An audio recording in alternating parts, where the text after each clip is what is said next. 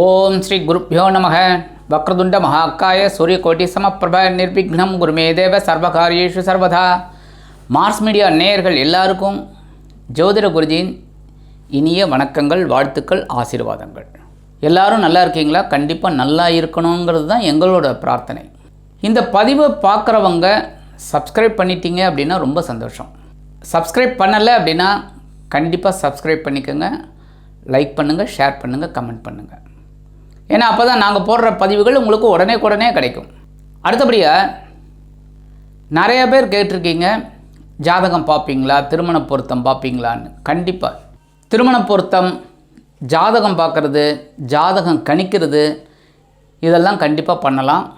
நீங்கள் இந்த கீழே இருக்கிற நம்பரில் எனக்கு கால் பண்ணி பேசலாம், வாட்ஸ்அப்லேயே நீங்கள் வரலாம். இப்போது இன்றைக்கி இந்த பதிவில் நம்ம என்ன பார்க்க போகிறோம் அப்படின்னா, செவ்வாய் பகவானின் பெயர்ச்சி. இந்த செவ்வாய் பகவான் இரத்தக்காரகன், பூமிக்காரகன், மங்களக்காரகன். செவ்வாய் அப்படின்னாலே ரத்தம் சம்பந்தப்பட்டது தான், உறவுகள் சம்பந்தப்பட்டது தான். அதுக்காக தான் செவ்வாய் பகவானுக்கு பிராத்ருக்காரகன் சொல்கிறது. பிராத்ருன்னா உடன்பிறப்பு. இந்த சகோதரம், சக உதரம், உதரம்னா ரத்தம், சக உதரம், அவங்கள பற்றியெல்லாம் சொல்லக்கூடிய செவ்வாய் பகவான் இதுவரைக்கும் மீன ராசியில் இருந்தார். இப்போ அவர் மேஷ ராசியில் ஆட்சி அமைச்சு சஞ்சாரம் பண்ண போகிறார். மேஷ ராசி அவருக்கு ஆட்சி. அந்த வகையில் இந்த செவ்வாய் பகவான் 31/5/2024 முதல் 10/7/2024 வரைக்கும் மேஷ ராசியில் செவ்வாய் பகவான் ஆட்சி அமைச்சு 41 நாட்கள் சஞ்சாரம் பண்ண போகிறார். 31/5/2024 முதல் 13/6/2024 வரைக்கும் கேதுவின் நட்சத்திர காலான அஸ்வினி நட்சத்திரத்தில் பிரயாணம் பண்ண போகிறார். 14/6/2024 முதல் 5/7/2024 வரைக்கும் சுக்கிர பகவானின் பரணி நட்சத்திர காலில் சஞ்சாரம் பண்ண போகிறார். கடைசியாக 6/7/2024 முதல் 10/7/2024 வரைக்கும் சூரிய பகவானின் கிருத்திகை நட்சத்திர காலில் சஞ்சாரம் பண்ண போகிறார். அந்த வகையில் 41 நாட்கள் மேஷ ராசியில் சூப்பராக உட்காந்துக்கிட்டு இந்த ஒவ்வொரு ராசிக்கும் என்னென்ன பலாபலன்களை கொடுக்க போகிறார் அப்படிங்கிறத பற்றிலாம் நம்ம இப்போ தெளிவாக பார்க்க போகிறோம். இப்போ இந்த பதிவுக்கு போகலாமா? எனதருமை மகர ராசி அன்பர்களே, இந்த பதிவில் நம்ம என்ன பார்க்க போகிறோம் அப்படின்னா, செவ்வாய் பகவானின் அற்புதமான ஒரு பெயர்ச்சி. இந்த செவ்வாய் பகவான் உங்களுக்கு அவரே அற்புதம் தான். ஏன் அப்படின்னா சுகாதிபதி, லாபாதிபதி. இந்த 4-11 கூடிய அதிபதி செவ்வாய் பகவான் இதுவரைக்கும் எங்கே இருந்தார்னு பார்த்தீங்கன்னா, சகாயஸ்தானமாகிய 3ஆம் இடத்துல முயற்சி ஸ்தானத்தில் இருந்துக்கிட்டு ராகுவோடு இணைந்து உங்களுக்கு சில தைரியத்தை கொடுத்தார். ஒவ்வொரு பிரச்சனைகள் இருந்தால் கூட அதெல்லாம் என்னையா, ஏன் முன்னாடி அதெல்லாம் ஒன்றுமே கிடையாது அப்படின்னு இறங்கி நீங்கள் வேலை செஞ்சீங்க. தைரியம் அதிகமாக இருந்தது. உத்தியோகத்தில் தைரியம், தன்னம்பிக்கை, என்னால் இது முடியும் அப்படின்னு செஞ்சீங்க. தொழில் வியாபாரத்துலேயும் ஒரு இப்படித்தான் அப்படின்னு இந்த உங்களோட பணியாட்களெல்லாம் அழகாக வேலை வாங்கினீங்க. அந்த வகையில் இளைய உடன்பிறப்புகள் உங்களுக்கு ரொம்ப அனுகூலமாக இருந்தால், அரசியல்வாதிகள் கேட்கவே வேண்டாம், நல்ல ஒரு முன்னேற்றம் இருந்தது. அந்த வகையில் சகாயஸ்தானத்தை விட்டு விலகி இந்த சுகாதிபதி சுகஸ்தானமாகி 4ஆம் இடத்துக்கு வரப்போகிறது ஒரு பெரிய பாக்கியம். இப்போ தான் சுகத்தை அனுபவிக்கக்கூடிய ஒரு வாய்ப்பு உங்களுக்கு தேடி வரும். உறவுகள் பலமாக இருப்பாள். உற்றார் உறவினர்கள், பெரிய சொந்த பந்தங்கள்னு சொல்லுவா பற்றிலாம் அவெல்லாம் ரொம்ப ஆதரவாக இருப்பாள். இந்த நேரத்தில் நீங்கள் வெளியூர் இல்லைன்னா வெளிநாடு போயிட்டு வரணும்னு நினைக்கிறவங்களுக்கெல்லாம் அற்புதமான ஒரு நேரம். நல்லபடியாக அந்த முயற்சிகள்லாம் பலிதமாகும். அடுத்தபடியாக தொழில் வியாபாரம் நல்லபடியாக நடக்கும். உத்தியோகத்தில் இருக்கிறவாளுக்கெல்லாம் ஒரு பெரிய உயர்வுகள், இடமாற்றம் இதெல்லாம் கிடைக்கிறதுக்கு வாய்ப்புகள் இருக்குது.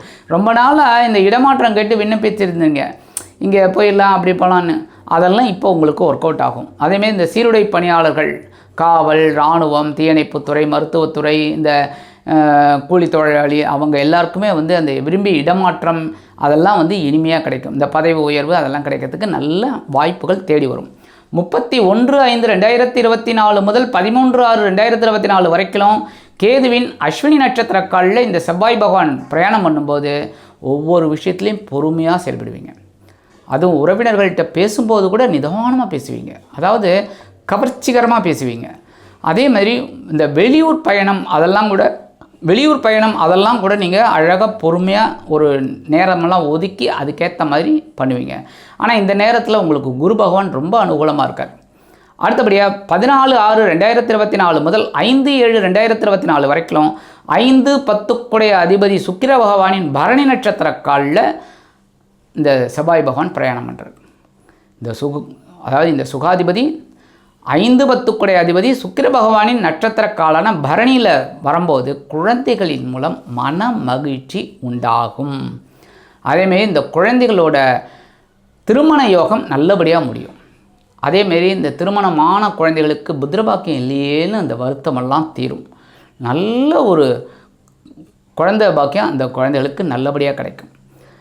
அடுத்தபடியாக மனசில் ஒரு சந்தோஷம் இருக்கும். தொழில் வியாபாரத்தில் திருப்திகரமான ஒரு போக்கு, உத்தியோகத்தில் பொறுமையாக செஞ்சதுக்கு ஒரு பரிசுகள் எல்லாமே கிடைக்கும். 6/7/2024 முதல் 10/7/2024 வரைக்கும் அஷ்டமாதிபதி சூரிய பகவானின் கிருத்திகை நட்சத்திர காலில் சஞ்சாரம் பண்ணுறார். இந்த நேரத்தில் வெளியூர் அல்லது வெளிநாட்டு பயணங்களும் போது எச்சரிக்கை அவசியம். பொறுமையாக இருக்கணும், கவனமாக இருக்கணும். அதுவும் இந்த இரவு நேர பயணம் அப்படின்னா அதெல்லாம் அவாய்ட் பண்ணுறது நல்லது. இல்லை போய்த்தான் ஆகணும்னா முன்னெச்சரிக்கை நடவடிக்கைகள்லாம் எடுத்துக்கிறது நல்லது.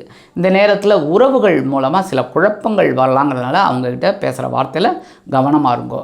முக்கியமாக உடல் ஆரோக்கியத்தில் கவனம் எடுத்துக்கோங்க. அந்த உணவு கட்டுப்பாடு கண்டிப்பாக தேவைப்படும். ஏன்னா உத்தியோகத்துலேயும் சரி தொழில் வியாபாரத்துலேயும் சரி கொஞ்சம் நெருக்கடிகள் இருக்கும், பரபரப்பாக இருக்கக்கூடிய ஒரு சுச்சுவேஷன். அப்போ அந்த நேரத்துக்கு நம்ம சாப்பிட முடியாது. அதெல்லாம் கொஞ்சம் அவாய்ட் பண்ணி கரெக்டாக உடம்பை மெயின்டைன் பண்ணிக்கிறது நல்லது. ஆக இந்த சுகாதிபதி லாபாதிபதி செவ்வாய் பகவான் சுகஸ்தானத்தில் 41 நாட்கள் ஆட்சி அமைத்து மேஷராசியில் அற்புதமான பலபலன்களை உங்களுக்கு கொடுக்கணும் அப்படின்னா கந்தசஷ்டி கவச்சம் பாராயணம் பண்ணுங்கோ.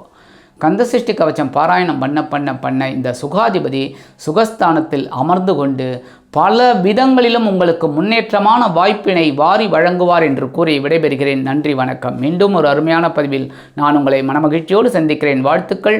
வாழ்க வளமுடன். இந்த சேனல் உங்களுக்கு பிடிச்சிருந்தா மறக்காம சப்ஸ்கிரைப் பண்ணுங்க, ஷேர் பண்ணுங்க, லைக் பண்ணுங்க, கமெண்ட் பண்ணுங்க.